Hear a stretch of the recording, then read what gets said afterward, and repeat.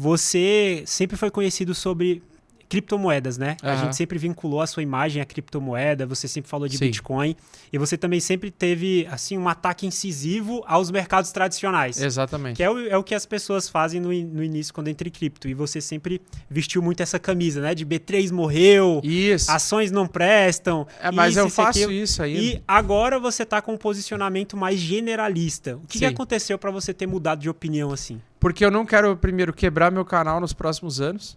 Porque eu acredito que se eu continuasse produzindo só sobre cripto, eu ia surtar, ia entrar em depressão, porque eu não vejo mais hoje criptomoedas tendo as melhores assimetrias. Eu acho que o mercado de Big Techs é onde tem mais assimetrias.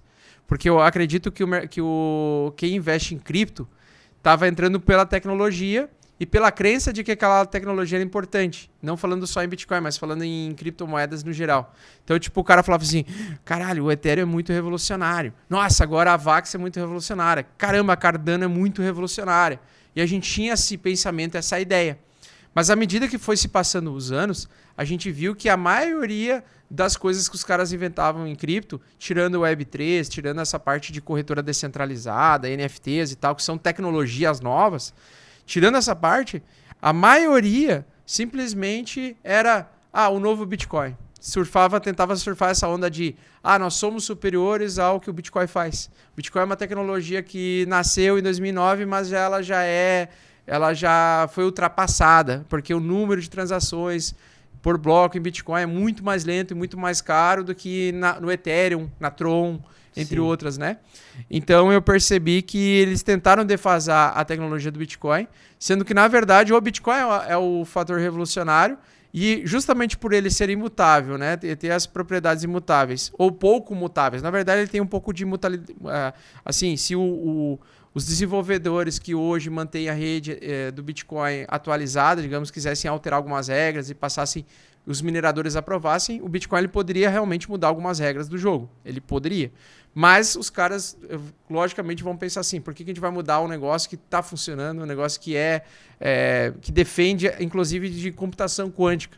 Então, quer a computação quântica atual, né? Não que no futuro não tenha uma nova computação quântica que consiga quebrar... Tem alguma ação do mercado tradicional que subiu mais que o Bitcoin? Cara, teve várias. Teve mais de 40 ações do mercado americano que subiram. A principal delas é a NVIDIA, por conta da narrativa da IA.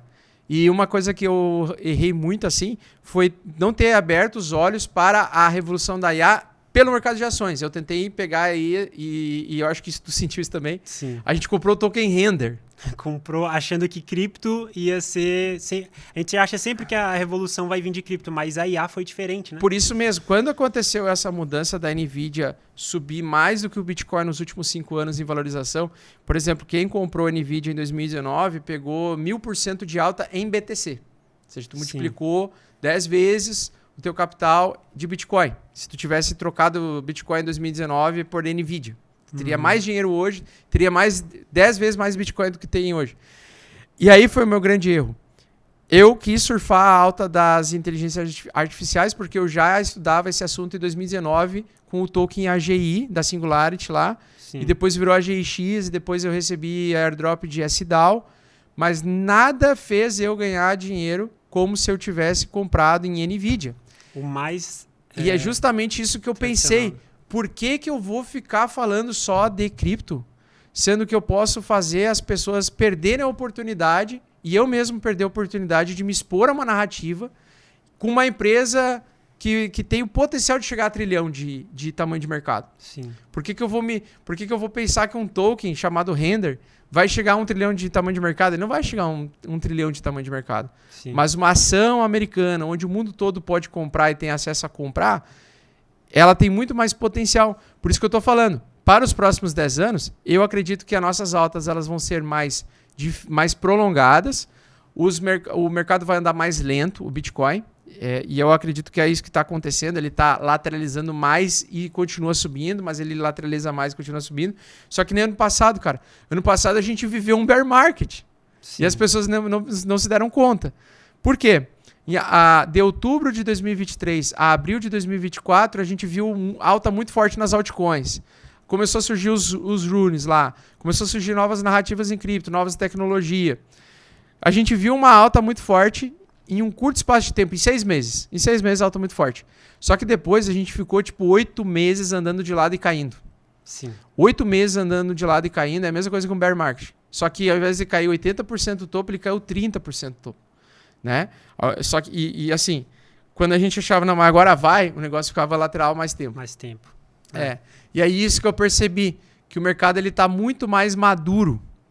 E também, pela entrada institucional, eu acredito que as melhores assimetrias hoje não estão em cripto, estão em Big Techs, porque sempre foi tecnologia. Se a gente pensar, não em Bitcoin como uma ação de uma empresa, mas o Bitcoin, quando ele estava sozinho e não existia nenhuma outra criptomoeda, ele é um instrumento revolucionário totalmente diferente de uma ação. Só que ele agiu de forma especulativa como uma ação de tecnologia. Sim. Então, na minha opinião, ele teve mais alta por ser tecnologicamente disruptivo, inovador, do que a alta de tipo assim, agora surgiu um novo mercado. Uma nova moeda. Ele era algo revolucionário, ele era uma primeira moeda digital que não tinha fronteira. Todas as outras moedas têm fronteiras tirando o dólar, que é aceito em qualquer país, né? Mas o Bitcoin foi a primeira moeda digital que não tem fronteira e não tem dono, não tem criador. Sim. Essa é a grande questão. E aí, por isso que eu digo, eu tive que obrigatoriamente mudar a minha forma de me comunicar e criar conteúdo, porque se eu continuar só falando de Bitcoin e de criptomoedas, eu acredito que, além de eu levar muitas pessoas a perder dinheiro nos próximos 4 anos, ainda acho que vou tirar a possibilidade das pessoas perderem possíveis altas muito fortes de novas tecnologias que vão vir pela frente e também vão ficar dentro de uma bolha. Porque hoje, cripto, a gente ainda segue dentro de uma bolha. Por mais que ela está estourando, no caso do Bitcoin, e algumas altcoins como Solana, Chainlink, Ethereum, ela ainda está uma bolha. Entendeu? Sim. Você acha que para a gente sair dessa bolha, a gente precisa de regulamentação? De, tipo assim, trazer seriedade para o mercado? Porque, por exemplo, a gente vê a renda. Porque a renda, a gente especulava muito que ela ia subir, até porque ela teve uma parceria com a NVIDIA. Isso. Mas, no caso, a renda, ela não tinha uma tecnologia muito específica. A renda era... As pessoas colocavam as placas de vídeos dela lá e usava para renderizar IA. Sim. Mas quem realmente produz as placas de vídeo é a NVIDIA. Exatamente. Então, muita gente ficou preso, né, nesse quesito. E talvez se tiver uma clareza regulatória no sentido de... esse projeto aqui funciona, mas tem pessoas trabalhando, esse número de funcionários gera isso tudo de lucro. Sim. Porque XRP meio que aconteceu isso, né? Depois que saiu venceu a SEC lá. Venceu a SEC, ela explodiu, né? Sim, ela explodiu. Eu concordo, eu acho que sim. Vai ter que regulamentar, né? Infelizmente, para trazer mais altas, né? Porque o princípio básico do Bitcoin não era esse. O princípio básico do Bitcoin é tu criar uma moeda para transacionar entre ponto a ponto, pessoa a pessoa, eliminando o intermediário chamado banco. E hoje a gente vê o próprio Bitcoin sendo listado em banco para tu negociar. Sim. Então ele perde alguma... não é que perdeu a propriedade, ele não perdeu a propriedade, mas as pessoas e o comportamento por tu ter Bitcoin sendo listado no teu banco, ele perde um pouco essa... intenção, esse objetivo de disruptivo, de tu ser 100% do teu capital, dono do teu mas capital. Então, é seguro eu comprar, por exemplo, Bitcoin no Nubank? Cara, é seguro porque enquanto o Nubank existir, vai ser seguro. Se o Nubank quebrar, não vai ser seguro, porque tu não vai ter nada, porque tu não tem aqueles Bitcoins sobre a tua posse. Sim. Então, ele é seguro desde que o banco seja seguro, desde que o banco não tenha insolvência e quebre. Sim. Agora, se acontecer, Nubank nos próximos anos começar a perder mercado e ficar insolvente por alguma crise, alguma recessão, é interessante tu tirar o Bitcoin lá de dentro, realizar em reais, manda uma mensagem, um contato para a Camila P2P, para comprar direto com o P2P, como o caso da Camila, ela vai te mandar Bitcoin direto para tua carteira e tu paga para ela através de um Pix, esses reais, né? Tu tira ele do banco. Então tu tira os Bitcoins. Qual a diferença de eu ter esse Bitcoin no banco da Nubank e ter esse Bitcoin em uma carteira? Então, quando o Bitcoin tá na tua carteira, tu é o custodiante dela. Ou seja, tu tem todo o acesso irrestrito a esses Bitcoins e eles estão sobre total tua responsabilidade. Quando tu tem Bitcoin dentro do banco, o banco é dono dos teus Bitcoins e você, vamos dizer assim, você é o dono dos bitcoins, entre aspas. Por quê? Porque ele vai aparecer no teu aplicativo com um saldo positivo lá. Mas se por alguma questão de lei, alguma questão política, alguma questão de, sei lá, um juiz federal solicitar a apreensão daqueles bitcoins do Nubank, tu perde os teus bitcoins.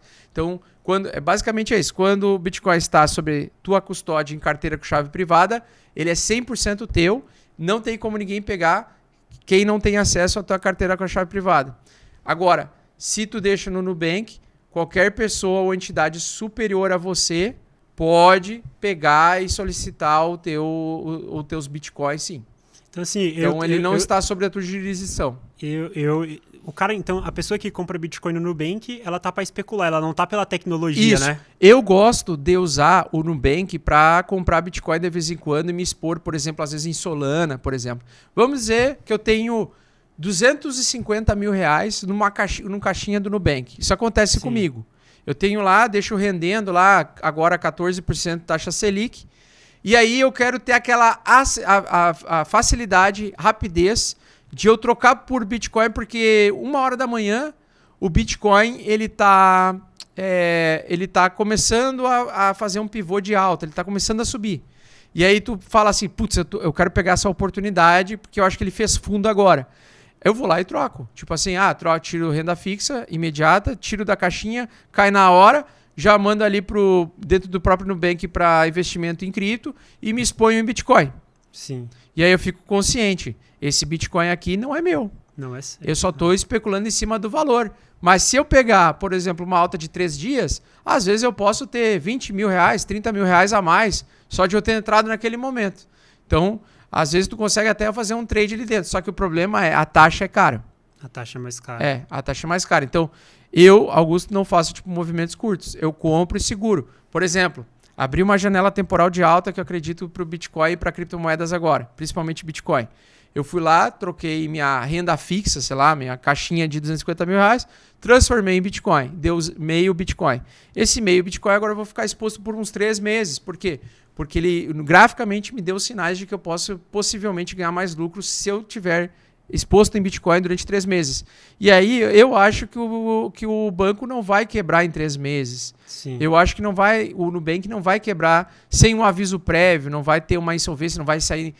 Provavelmente, se um Nubank da vida começar a quebrar, primeiro vai começar algumas notícias, vai ter aquela fumaça, sabe? Onde tem fogo, onde tem fumaça, tem fogo.